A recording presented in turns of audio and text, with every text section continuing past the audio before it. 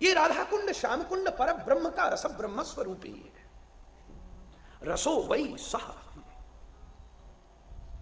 अनंत रस विगलित होकर, जैसे माखन की लोनी को धधक रही किसी अग्नि के पास अवस्थित कर दो तो अग्नि के प्रभाव से बिंदु बिंदु रूप से वो नवनीत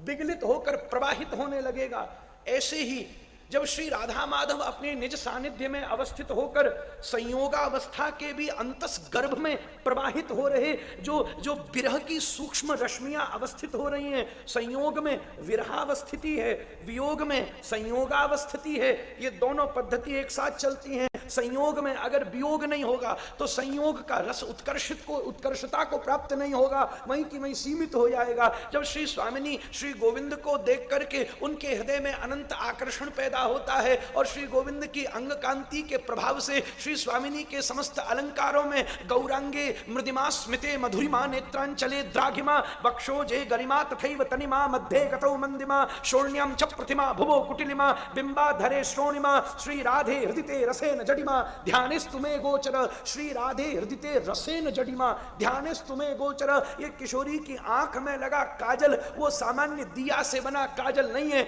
बल्कि श्री कृष्ण हृदय में जल रही श्री किशोरी वियोगाग्नि से दग्ध हृदय जब तीव्र श्वास आवर्त में विलसित होकर श्री किशोरी के चक्षुओं पर अवस्थित होता है तो कज्जल बनकर के विराजमान हो जाता है।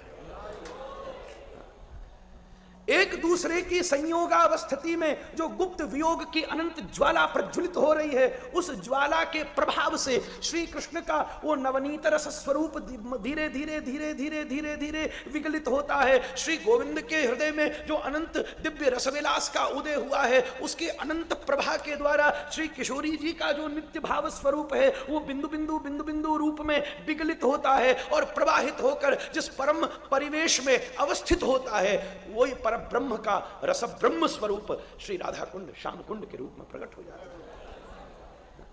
रस से राधिका, स से श्याम, रस यही उसका नित्य स्वरूप है।